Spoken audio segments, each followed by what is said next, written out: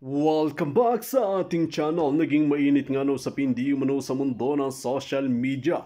Tila lumabas nga ang katotohanan na talagang gustong ang kininikuting ng Norte ang mga sundalo at mga kapulisan na talagang ang mga pensyon nila ay talagang gustong sibakin matapos ngang buweltahan ng mga PNP, mga general at iba pa sikuting ng Norte at handang-handa na nga sa kanilang plano na pabagsakin ang pamumuno ni Kuting ng Norte. Dito nga natin makikita mga kaibigan na tila napakawalang hiya naman talaga kasi ni Kuting na ito kasama na si Tamba sa kanilang masamang plano sa ating mga kasundaluhan na kung tutuusin ay talagang tinaya nila ang kanilang buhay para ipagtanggol ang ating bansa. Sila ang ating frontliner kung mayroon mga digmaan at problema sa ating bansa. Ngunit talagang gusto talagang alisin ni Kuting ng Norte ang kanilang mga benepisyo at talagang hindi lang yun.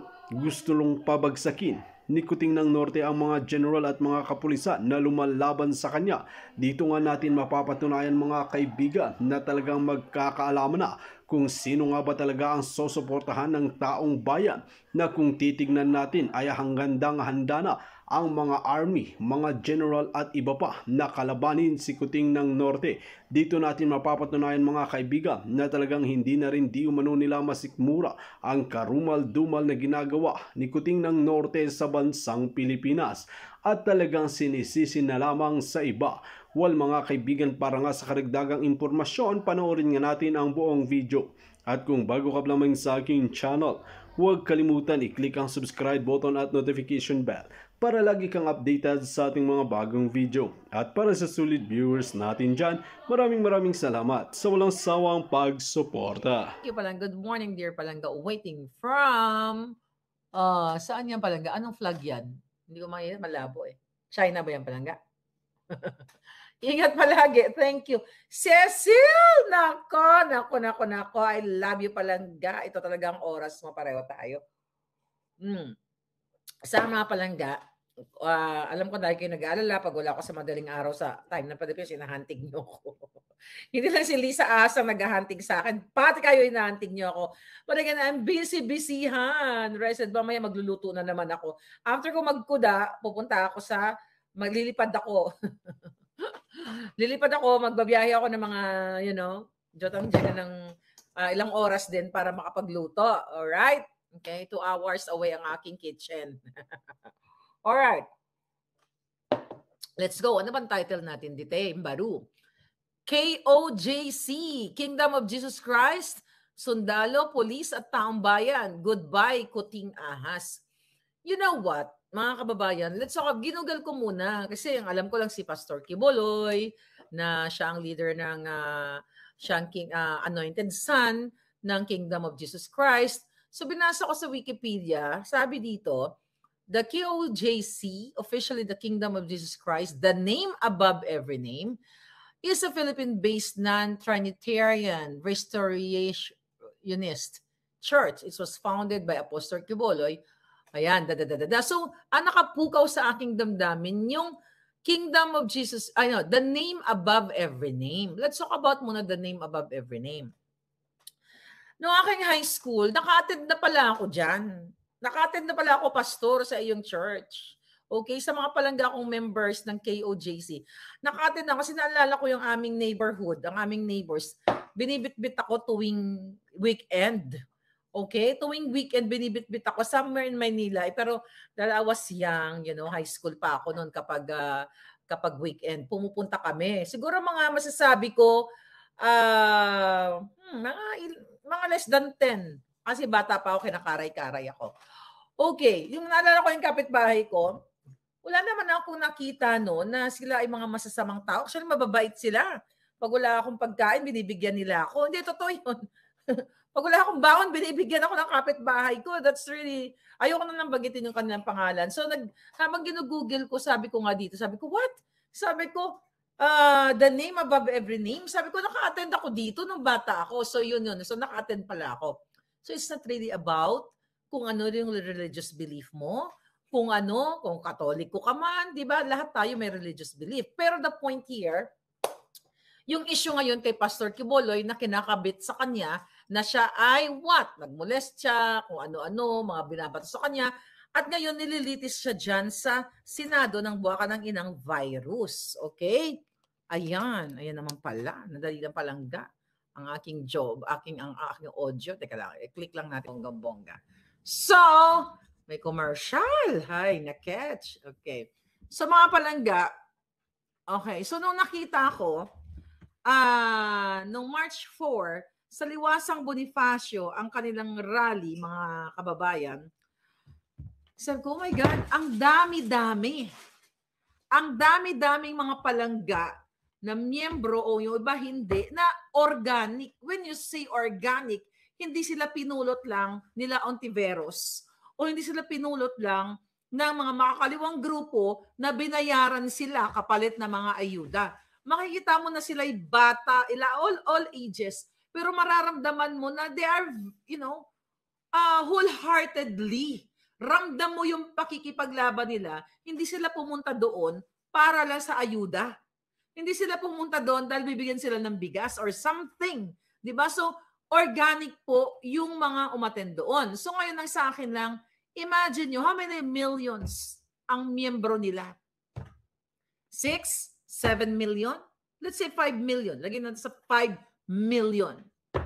Yang mga organic members na yan, you know what? If you are religious, especially yung mga born again Christian, like this group, Iglesia ni Cristo, okay? Ano pa? Lahat. Ito yung mga Christians na from Catholic, nag-change. Hindi naman kayo nag-change. Kumbaga minsan kasi tayo, di ba? Kasi tayo mga Katoliko, hindi ganito yung pananampalataya natin na parang katulad sa mga religious group, parang regular sila, parang they have community, mga ganyan. Alam nyo, kung yan sila, dun KOJC pa lang, pumunta yan lahat sa pintuan ng Malacanang na napapalibutan ng ahas, ng kuting, at lahat ng demonyo, wala kayong magagawa kung di lumayas sa pwesto ninyo. Sa pwestong inabuso ninyo. Alright? Kasi kung panahon nung EDSA, okay, nung 1986, ilang milyon lang ba yung nandoon sa kalsada? 2 milyon daw ayon sa balita. You compare dito pa lang sa KOJC mga nananampalataya o members. Yang mga yan, let's say 7 million, half of it, pumunta yan dyan sa Malacanang.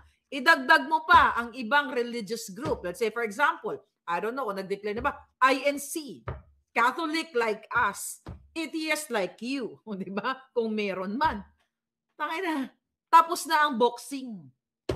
Walang magagawa si Kuting at ahas at ang mga demonyong nakapaligid na mga men in uniform na hanggang ngayon ay hindi pa nauuntog. Wala kayong magagawa kung di dinggin ang boses ng taong bayan. Ulitin ko, hindi ko kinakampihan si Pastor Kibuloy dahil hindi naman kami magkakilala personally.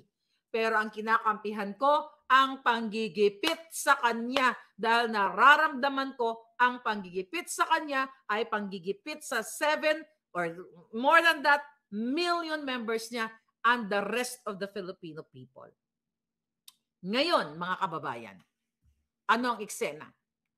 So, dyan sa kanilang hearing, kahapon, yung buwaka ng inang virus, okay, na yan, na anti-Marcos yan, bata pa lang, sinapupunan pa lang ng nanay niya, anti-Marcos na yan. Pero tahimik ang jutang Jenina sa mga issue ng pagnanakaw at issue ng what? Okay? Issue ng pangbabalahura ni Lisa Marcos. Kasi yung committee na yan, ng hearing dyan kahapon at mga nakaraan pa, Committee on Women, Children, Family Relations, and Gender Equality.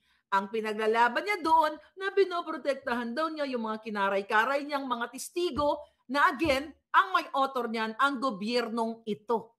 Si Virus, si Kuting, si Lisa Smugs o Lisa Tanas at si Tambaluslos ay may magkakasabwat. Di ba kahapon, pinakita ko sa inyo yung vlog ko, November 18 pa lang, balikan niyo yung vlog ko. Nagba-viral yan, hindi niyo pa napanood. Siguro, nanawarningan ko na si Pastor. Sabi ko, Pastor, ikaw na isusunod. Hoy, mga vlogger, tayo na. Nagkamali ba ako? Hindi. Hindi sa kinakampihan ko si Pastor.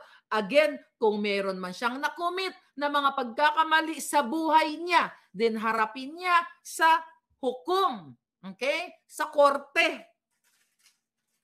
O, bakit nga after so many years, 'di ba, ang DOJ pinag-usapan natin kahapon, binaliktad nila ang yung desisyon ng piskalya na walang probable cause. Ibig sabihin, babalik ta rin ni Marcos Jr., ni Lisa, ni Tambalos, lahat sila mga buwaka ng inila, ang mga kasong walang probable cause, babalik nila kung gusto nila. Kasi nga, si Pastor Quiboloy ay ginagamit ang kanyang platform ni Pangulong Duterte at ni Inday Sara o yung mga Duterte para marinig ninyo. Again, ang punot dulo po nito, they want to stay in power and they are destroying Duterte and Sara para nga manatili sila. Papasok na naman tayo sa buwaka ng inang pwersahang initiative. So yun yan. So bago ako pumunta doon, paulit-ulit na lang ako pumupunta doon, babalik tayo ngayon sa hearing kahapon. Ang mga palangga na KOJC members, nakita nyo, bumabaha sila doon. Talagang makikita mo, they stayed more than 30 minutes, hours, and hours. At hindi po yan ang karakter ng mga bayaran. Kapag bayaran, wala sa puso nila, pupunta lang tayo doon para kumuha ng ayuda o nagpalista ka na gano'n. Pero sila, solid sila. Okay? Ramdam mo, mga bata, makikita nyo kasi yung mukha ng bayaran at hindi. Bakit? Nakita ko yun nung ako'y nag-aaral sa universidad dyan sa Maynila na kung saan ang itsura ng mga bayaran, mga out-of-school youth, na mga nire-recruit. Kasi ako ay once nung ako ay na-recruit din ng mga makakaliwang grupo nung ako ay nasa universidad. 'Di ba? Sa University Belt. Nakwento ko na yan sa inyo. Na nag-enjoy lang ako. Ang ano nun si Ramos, 'di ba? Ang sigaw na nga namin. Ano ba yung sigaw namin noon na tinuro sa amin? Fidel Ramos, tuta ng kano. Ganun pa rin yung sigaw nila. General, sabi, General Ramos, tuta ng kano, tuta ng kano. So yung mga sinisigaw namin, paikot-ikot kami doon, paggulong-gulong kami doon sa Plaza Miranda at kung saan kami dalhin, di ba? Pero nung gusto na namin kumalas, kaming magkaibigan, ayaw kaming pakalasin. Para hindi kulto eh. Di ba? Sindikato, ayaw nila kaming pakalasin. Buti na lang, magaling kami umacting. Kunyari, naihi or something yung ginawa namin, kaya nakalayas kami. So, alam ko kung paano ikumpara ang organic, ang authentic na mga nagrarally or nag-voice out doon sa mga bayaran. Ngayon, Ontiveros. Okay? Kinaray-karay mo at may bago ka na namang witness na tungkol na naman sa perang inilustay na pinafund daw itong, di ba, may nagsalita din from Canada. Actually, hindi ko pinanood ng buo. Binasa ko lang yung news. Kasi time wasting, okay? Pero yung nabasa ko na may mga lumabas na naman na testigo na nagbigay daw kay Pastor Quiboloy ng pera na ganito, ganyan, ginagastusan yung kanyang mga kapretsyo sa buhay, yung lifestyle niya. Alright? So may bago na naman. Akala ko ba virus? Risa, tututok lang tayo dito sa dito sa pang-api, pang-aabuso, panggagahasa at kung ano-ano pa. Meron ka na naman bagong issue, tangina ka. 'Di ba? Yan ba ang utos sa Lisa? Mga bangag kasi kayo. Pag bangag, walang focus. Dapat nagfo-focus ka dito kasi kung totoo pinaglalaban mo, magsistick ka sa testigo mo na nagsabi siya ay kinaray-karay ni pastor, ginanito, ginanyan. Ngayon may bago ka na naman. Kahit sa pagpa-file ng kaso, one at a time. Natutunan ko yan. Hindi ka pwedeng may mga issue ka, tatalong ka na naman. May lawyer ba dito? Di ba? Garen Mijares. Uy, thank you palangga. Siguro mag-vlog tayo na ganito para yung mga palangga akong members nakikita ako kasi yung time ninyo magkaiba. But anyway, kapag kahit kayo, marami kang issue sa kung sino man pwede mong kasuhan. Hindi ka pwedeng tumalon-talon. Wala, out of focus ka. Pag ito target mo, Risa, virus. Pag ang target mo, si Kiboloy, si Pastor, na dapat si Pastor ay knockdown natin. Ito, ginahasa si ganito, ganito, ganyan, ganyan. Tututo ka sa ganyan. Bakla. Okay? Hoy, kurobot, katulad ka rin ni Lisa Tanas na yung mukha mo ay Cordoroy. Diba? Cordoroy o Coldoroy, whatever, but it's Cordoroy. No? Pag Bisaya ka si Coldoroy man. Anyway, Cordoroy, alam niyo yung pantalon na Cordoroy, kuro-kuro. Okay? Anong kadyutahan na naman, Risa, na mayroon ka na naman isyong money laundering? Dahil matatalo ka, kahit sa laban. Ang target mo ahas, ako target ko ahas, si Putin. Kaya tignan niyo ako, hindi ako nawawala sa focus ko. Okay? Meron man tayong topic na issue, dapat i-corroborate, i-attach, i-associate ang kabwakan ng inang gobyernong ito. Kasi kapag wala ka sa focus, magsasalta ka ngayon na ganito, tapos iba na naman, papatol ka sa mga dugyot, hindi ka mananalo. This fight, focus, die. Focus, ganyan. Parang ang kabayo. Diba? Na ang aim mo, manalo sa karera. Okay? And this is our focus, mga kababayan. Si Christy natawa. Yeah. Focus natin, sino ang kalaban? Sino ang nanglagahasa ng pera ng bayan? Sino ang involved sa smuggling? Sino ang involved sa pulburon? Si Marcos Jr., si Lisa Ahas, si Tambaloslos. Yan ang focus natin. Hindi tayo tatawag kakatulad kay Risa na tatalon, money laundering na issue niya. O kumusta naman yung kinaray mo? So mawawala ka until you file another case. Diba? Rape yung una, plus money laundering. So ngayon, ito sabi niya, pero good thing si Robin Hood Padilla ay inopose na gusto niyang i-contempt si Pastor Quiboloy. Okay? Inopose ni, ano sabi niya dito? Ito. Basahin natin muna sa balita. Okay. Senator 6 arrest warrant versus Quiboloy, March 6. Okay? Yun na nga. Ano sabi ni dito? Hindi natin basahin yung ito. Quiboloy, okay? A Kingdom of Jesus Christ pastor is a scammer daw who duped his former followers to finance his lavish lifestyle. Okay? So coming yan kay Ontiveros. Okay? During the Senate Women and Gender Committee's fourth hearing, pang-apat na pala, Ontiveros cited Quiboloy in contempt and asked Senate President Zubiri to order his arrest.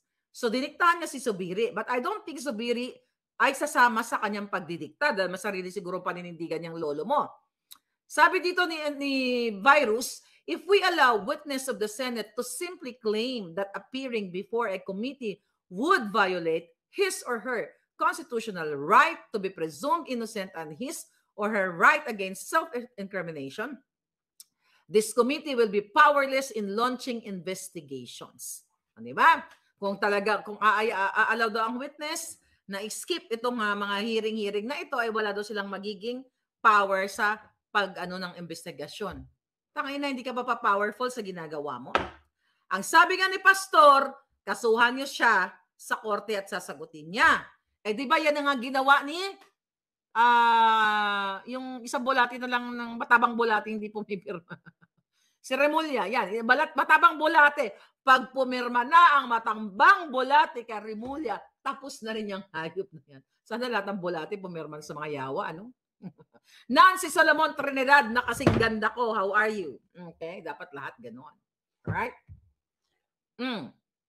Ang sabi dito ni Virus, I cite in contempt Apollo Quiboloy for his refusal to be sworn or testify before this investigation. This committee requests the Senate President to order his arrest so that he may brought to testify. Gusto pang pa-arestuhin. Okay, pero during that hearing, nung nag-oppose si Robin Hood Padilla, okay, nakalagay pala sa kanilang rules, House rules, na hindi pwedeng arestuhin si pastor o hindi siya pwedeng i-contempt, lalo na may nag-oppose. At doon sa Section 18 na binasa mismo niya, Virus, na a majority of all the members of the committee may, however, reverse or modify the aforesaid order of contempt within 7 days. So, ibig sabihin, hindi porket sinabi ni Virus na i-contempt, ipakulong si pastor, ay mangyayari. Kasi may rules. Okay? Lalo na nag-oppose. Kasi during that time, si Robin Padilla lang at saka silang dalawa ang present. Mamaya sabihin ko kung sino yung mga members ng committee nila. So, ibig sabihin, kahit sumigaw pala, lumawit ang giti. Lumawit. Sige, mag-ano na nga lang tayo. Magpatawa-tawa muna na kayong konti. Buha ka na ina. Kahit lumawit ang kipaylabom ni Ontiveros sa kasisigaw na ipakulong si pastor o ipaaresto ay hindi mangyayari kung ito ay hindi aayunan ng majority of all the members of what? Of the committee. Now, sino-sino po ang miyembro ng Committee on Women, Children, Family Relations, and Gender Equality? Teka, may susulat ako. Baka makalimutan ko ito nasa Jotak Ginin. Okay, yan. Okay. Sino ang chairperson? Si Virus. Tignan natin kung sinong oo dito. Okay, sumagot kayo dyan. So, ang chairperson ng committee na yan, si Binay. Ang question, boboto kaya siya o magpapadikta kaya siya kay Virus na ipa-aresto o i-contempt si pastor? Well, see. Tandaan yung mga pangalan. KOJC members. O, ito yung mga tatargetin natin mga pangalan. Okay? Cayetano Pia. I don't think na si Cayetano, ay mga Cayetano ay what? Susunod kay Virus. Kasi ang alam ko, mga Cayetano, somehow, may mga nagawang may mga, parang kakampiyata ni pastor yan in the past, di ba? Sila Alan. Okay. Ngayon, ito si Alan Cayetano, tahimik. Anti-Marcos na, pero tahimik ang hitad. Okay, nasa na daw yung 10,000 na ayuda. May basa ako dyan kahapon. Alright. Sino pa? Cynthia Villar. O, si Grace po. You know what? Doon sa hearing na yun, doon mo mararamdaman. Dalawa lang sila, di ba? Tama ba ako? Si Padilla lang at saka si Virus. So, absent to mga ito. Absent si Cayetano Pia, si Villar, Cynthia, si Grace po, si Amy, wala rin doon. Ayaw niyang mag-participate dito sa issue ng kay Pastor Kibuloy. Si Robin nandoon. Si Rapi Tulfo nandoon. 50-50 pa yan. Huwag ka magtitiwala dyan kasi pwedeng, you know, alam mo na ano na yan eh. Na kausap na yun ni Lisa Smugs pagdating naman doon sa loto. So si Tulfo, si Rapi Tulfo siguro, you know, he has so much on his plate. Nga? Marami siyang mga bilyon-bilyon sa plato niya ngayon na inaayunan. Backdoor sila dyan sa PCSO issue. Let's go back here. Si Bongo. So do you think si Bongo pipirma? Mag-agree kay Virus na ipadampot si Pastor Kibuloy o i-contempt? I don't think so. Si JV Ejercito, okay, siguro 50-50. Si Mark Villar, well, tao na yan ni Kuting, so you'll never know. Si Lauren Ligarda, si Joel Villanueva, I don't think Joel Villanueva will sign or will say yes kay Virus. Kasi nga, religious group, religious leader din yan eh. Ano ba ang GIL? Jesus is Lord Fellowship. Naka-attend din ako dyan. Sabi ko sa inyo, lahat yan inatinan ko. Wala akong pinalagpas ng mga religious group. Because I'm open. I want to listen, to hear good things. Bagets pa lang ako. Even now, pati Iglesia ni Cristo, pinaatinan ko yung mga yan. I just absorb the good things. Kasi dapat maging hindi ka sarado utak. Pag sinabi mo Iglesia, ganito, ganyan. Pag sinabi mong KOJC, ganyan, ganyan. Pag sinabi mong ganyan, no. I-open mo yung tenga mo, pakinggan mo. Kung anong mabuti, i-absorb mo. Yung pangit, itapon mo. Ganon lang yon. At hindi ka pwedeng humusga, kesyo ano man ang relihiyon ng tao, hindi mo pwedeng husga na sila ay ganito, ganyan. Kung sinabi ni Pastor, siya ay appointed son, then be it. Yun ang belief niya, belief ng members niya. Kung sasabihin niyo naman na ako ay appointed and anointed daughter, okay, ng tadhana, ng supreme being para ibagsak ang buwakan ng inang ahas at kuting. Diba? Be it. That's my belief. Walang kukontra. Kahit kumontra kayo, hindi pwede. Okay? But seriously speaking, mga palangga, even Catholic, Ako, Katoliko ako, katikista pa ako eh. Nung bata ako, nagsiserve-serve ako sa mga altar-altar. Kabisado ko pa nga amay namon, yung Ilonggo na dasal, amay namon, bawi sa amon, kabisado ko tanan ng, alam nyo, ito yabang ko lang ng konti. Nung bata ako, kabisado ko lahat ng, even rosary, kabisado ko lahat. Kahit ngayon, pero hindi tayo mag-rosary ngayon. Kahit Ilonggo, Tagalog, English, kabisado ko yan. Kasi namulde ako sa ganyang paniniwala na dapat alas 6 pa lang na nagarosaryo na kami, ganyan-ganyan, mga ganun drama. But again, mga kababayan, if you talk about religion, lahat yan may bad and good na ginagawa. Pumunta ka nga sa Roma. 'Di ba? Yung mga ano doon, yung mga, 'di ba sa mga pelikula nakikita nyo yan eh. Even sa pagbabasa ninyo, yung mga gwardiya doon, tinutsurba ng mga pari. May kakilala nga ako eh. 'Di ba? Sa probinsya namin. Tumakas siya sa kristansya. Kasi minules siya ng pari. 'Di ba? Meron pa doon kami sa probinsya. Yung nagsiserve sa pari, binuntis ng pari. You know that already. So ang ibig ko sabihin, hindi natin pwedeng kutsain na pag sinabi si Pastor ay anointed son, si Manalo is ganito, sino yung isa?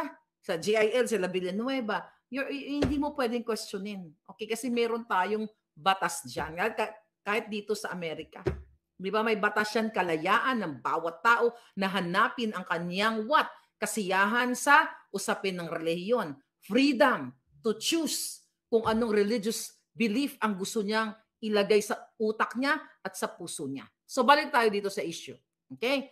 So si Legarda, si Villanueva, si Pimentel. So ang tanong, yan ba ay boboto para padampot si Pastor Kibuloy? Okay. So ngayon, tuloy-tuloy yata ang hearing kasi nag-send sa akin si Palangga, shout out kay K-Vlog. K-Vlog Palangga, okay, binigay niya sa akin yung schedule. So ang schedule pala, mga kababayan, dito sa rally ng KOJC, yun nga, March 4, nung Liwasang Bonifacio, tapos yung kahapon, outside the Senate building, hanggang March 5 to March 8 pala sila dyan, 8 a.m. ng umaga. Then March 11 and 12, 8 a.m., outside Congress building, People's Park Monument, EDSA, power back to the people's march to EDSA. So that is March 18, 3 p.m. So again, March 11 to 12, ayan, dyan, tapos March 18. So ngayon, ayan, alam nyo na yung schedule. Ano nakikita ko dito? Day, malapit na si Coting. Ayoko na ng June. Tangina, wala ng June. Alam ko, di ba? Alam ko na yan ang, yan siguro ang plano nila para maka-re-election si Inday sa dating ng 2008. This is my thing. Kung kaya nyo patalsikin peacefully, ampatin ang kadyutahan ni Lisa ni Coting, why not now? Ba't pa tayo mag-aantay ng June? Diba? May 4 years si Inday. Kung mangyari yan, ako ito kasi ang thinking ko eh. Kasi hindi ako politikong tao. So wala akong pakialam actually kung sino ang mamuno as long as tama ang gagawin. Wala akong pakialam sa apelyido as long as para sa taong bayan. Ito ang aking analysis, mga palangga. Kung matatanggal natin ang buwakan ng inang Coting sa pamamagitan ng inyong yung pagrarally ng KOJC, kasama ibang religious group, kasama ang kasuduluhan, kasama ang mga pulis na sukang-suka na kay Coting at matanggal na yung march na to at si Inday ang magti-take over, then let Inday do what is the best for the country. And then, later on, di ba, maghanap na lang tayo ng matino. Malay nyo ako. Diba? Kasi may nagsabi ko na kaya tumakbo. Malay nyo ako. Bakit hindi? Diba? Kasi pag ako, putol ang mga buto nila tanan sa akon, 1,000 lang ang nanakawin nila, doon ko mga buto na mga nila. At ang ilang mga tinggiling-giling, doon ako. 1,000 pa lang ang nanakawin nila. Gusto nyo ba ako maging presidente? Wala nang magnanakaw. Sa mga oligarchs, bago pa dumikit sa akin yan, doon ko mga buto nila, kakapunin ko talaga yung mga hayop na yan. Kasi dito nag-uugat ang kahirapan. Napansin nyo, nakapaligid ang mga negosyanteng bugo kay Coting. Maliban sa mga pulboronic, mga lahat, smuggler, di ba nakapaligid sa akin? Bakit yan? Bakit nakapaligid kay Lisa Tanas, kay Coting? Ito mga negosyante, mga socialite, eklabush, dyan sa gobyerno mga puta-puta. You know what I mean? Yung kanilang party here, party there. Fireworks here, fireworks there. Oh, meron tayong expose mamaya tungkol sa fireworks. Huwag lang ngayon. Okay? Baka mapunta na naman ako sa iba. Gusto ko mag-focus dito sa target na to. Bakit? Nakikita niyo tong mga oligarchs, mga negosyante o mga socialite, social climber, lahat na ng klaseng mga puta-putang social climber, mga pakangkang, eklabush. Bakit tuwing nag-iiba ng presidente, dumidikit sila? Open your mind. Why? Bakit? Kasi dumidikit kay Lisa Tanas para mapababa ang kanilang taxes para hindi sila pag-initan ni Lisa. Ang sa akin lang naman. Kung matino kang negosyante, bakit kailangan mo mag-kiss-ass kay Lisa? Pwede ka naman. Dito nga natin makikita mga kaibigan na ang ating mga kasundaluhan ay talagang handang-handa ng pabagsakin si Kuting ng Norte. Dapat lamang talaga na asikasuhin ito at talagang makita at pinapatunayan ng mga army at mga general na talagang tinaya nila ang kanilang buhay at babastusin na lamang ni Kuting ng Norte, Lisa Smugs at Tambaloslos. Well mga kaibigan, kung kayo ang tatanungin ano ang inyong mga opinion, just comment below sa ating comment section at ating pag-uusapan.